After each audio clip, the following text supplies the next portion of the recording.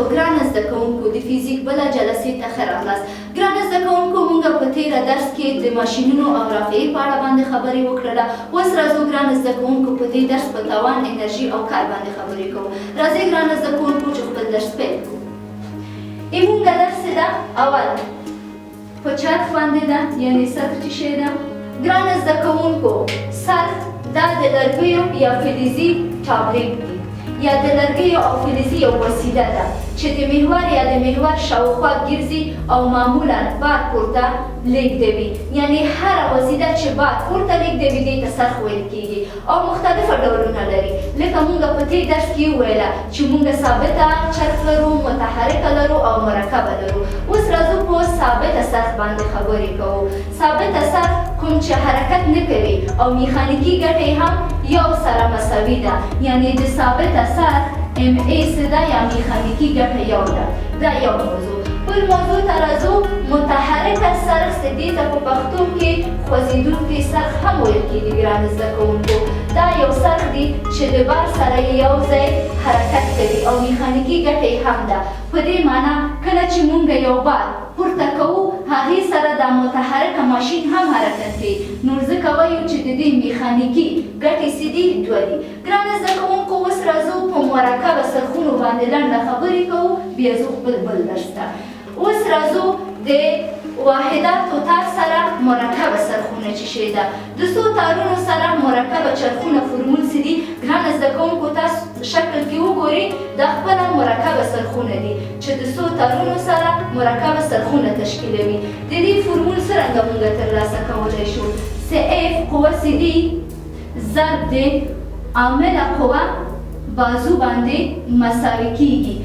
هغه قوه ده چې د بازو هغه قوه ده چې د بار د خوا نه په جسم واردېږي ضرب د L هغه د بار طول یا عامل ته ویل کیږي چې د ماشین او د اتکا نقطې ترمنځ فاصله ده.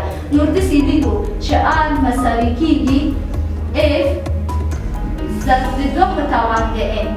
ګرانو زده کوونکو دوه خپله یو عدد دی N یو ثابته ضریب دی د هر ماشین لپاره. صدا مساوي کیږي MA یعنې میخانیک د مرکبه چرخونو R پر F باندې. صدا داسې لیکو چې یعنې RF خپله 2 په توان د M ده. چې د ماشین N یعنې هغه ضریب موږ پیدا کوو که د فورمول کې وضع کړو موږ د مرکب چرخونو میخانیکیت یا ګټه کولی شو څه ترلاسه کړو. ګرانو زده کوونکو اوس راځو زموږ بله موضوع څه ده؟ کار ده، یعنې په کار باندې خبرې کوو. ګرانو زده کوونکو کار په فزیک کې تعریفوو موږ. په فزیک کې کار دا دی چې د یو شی څخه پورته قوه معرفي کړي او یوه فاصله ته یې انتقال کړي. یعنې د قوې په واسطه یو جسم یو فاصله ته څه انتقال شي دې ته موږ کار ویلی شو. کوم چې د لاندې فورمول په واسطه مقدار له نظره محاسبه کیږي. یعنې د کار عمومي فورمول کوم یو دی؟ څه W دلته ګرانو زده کوونکو کار ته ویل کیږي.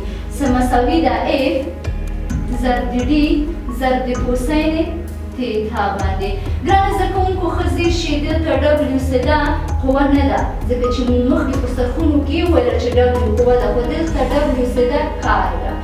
F دلته بیا قوه ده ګرانو زده کوونکو او D دلته ګرانو زده کوونکو فاصله ده او تیتا د کوسین دا هم زاویه ده. په دې معنا کومه کار چې ترسره کیږي هغه قوه ته ضرورت لري چې قوه ورباندې وارد شي په یو فاصله باندې جسم انتقالیږي. څه انتقال شو دا یو زاویه هم طی کوي. نو داسې وایو چې کار یا W مساوي کیږي قوه ضرب د فاصله ضرب د کوسین تیتا. ګرانو زده کوونکو په SI سیستم کې د کار واحد څه دی؟ ژول دی او په CGA سیستم کې د کار واحد څه دی؟ د ارک په نوم باندې یادېږي. یعنې چې شی تاسو ښه ځیر شئ ګرانو زده کوونکو یو ژول څه دی؟ اوس واحدات یو بل ته تبدیلوو.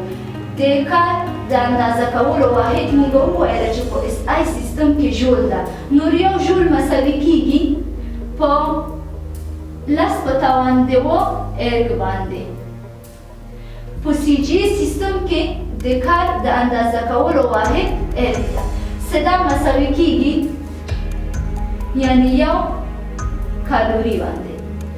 1 کالوري خپله مساوي کېږي په 4.1 یو کالوري مساوي کېږي په 4.18 ځکه اشاریه لرو 1.8 موږ وایو په اشاریه نه اخوا داسې نشو ویلی چې 1.8 1.8 جوړه کېږي.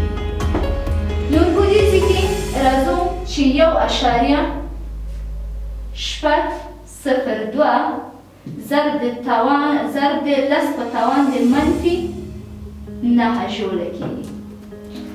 صدا مساوي ده په 1 کیلو واټ باندې.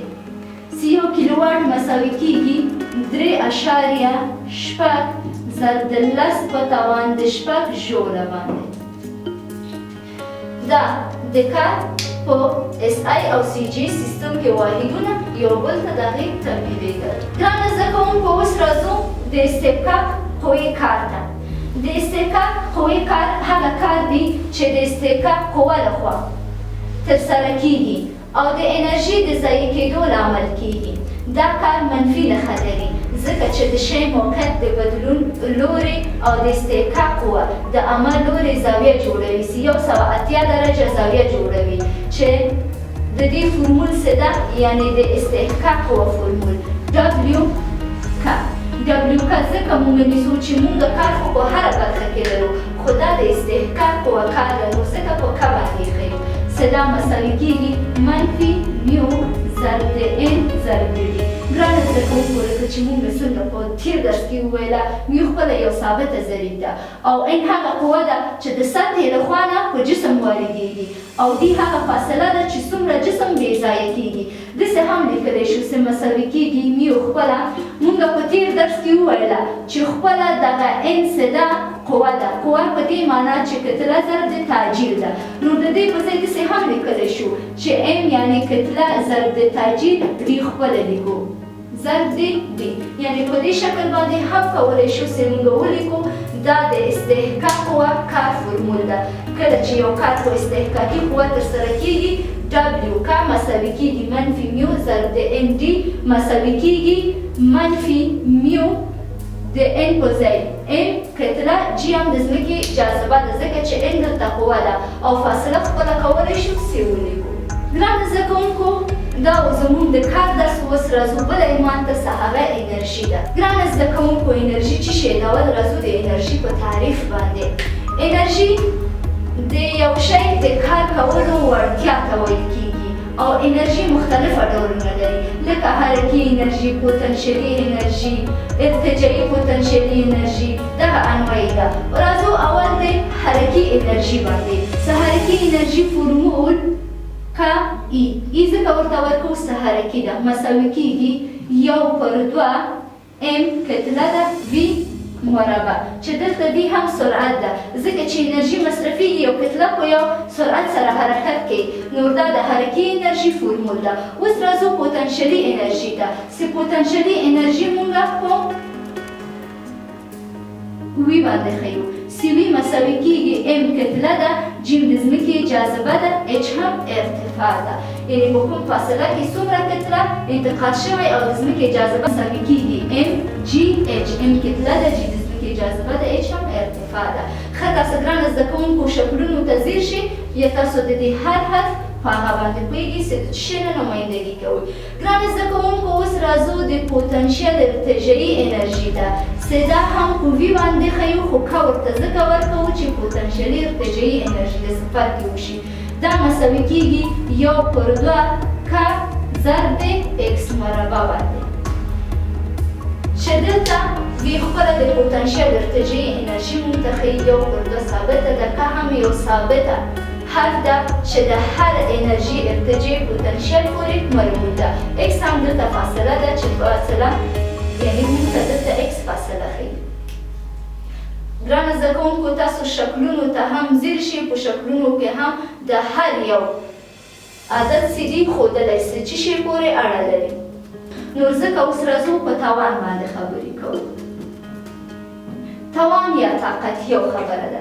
ګرانه زده کوونکو توان عبارت د کار اجرا کولو سرعت یا د ماشین یا د شی د انرژي مصرف سرعت دی چې ارزښت یې د مصرف شوي وخت سره د ترسره شوي کار تناسب څخه ترلاسه کیږي. یعنې څرنګه؟ یعنې داسې لیکو توان پی مساوي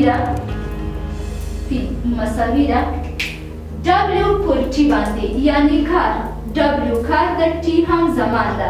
یو کار په څومره وخت ترسره شوی، یعنې د دې ماشین توان څو دی، دا ترلاسه کوو. چې د کار فورمول موږ ولوستله، د W یا د کار په ځای کولی شو چې د هغې فورمول وضع کړو، لکه F قوه ضرب د فاصله ضرب د کوسین تیتا. زمان کولی شو څو خپله یې ولیکو T. ګرانو زده کوونکو، کله چې فاصله ضرب د زمان شي، دلته څه شی ترلاسه کیږي؟ یعنې خپله سرعت ترلاسه کیږي. موږ په تیر درسونو کې ویلي وو چې سرعت طی شوې فاصله په زمان باندې، نو دا کولی شو چې موږ داسې ولیکو چې فورمول مساوي ده، یعنې توان مساوي ده F څه قوه ده، F خپله قوه ده. د D او T په ځای باندې موږ V لیکو، یعنې V خپله سرعت ده چې د سرعت فورمول فاصله طی شوې فاصله په زمان پورې ده. کوسین تیتا هم خپله دغه یې لنډه فورمول ده چې موږ کولی شو د کار د توان وړتیا موږ ترلاسه کړو. ګرانه زده کوونکو، دا و زموږ د فیزیک نننۍ جلسه. تر بله جلسې پورې چې زه ستاسو په خدمت کې حاضرېږم، تاسو الله پاک ته سپارم. ښه وخت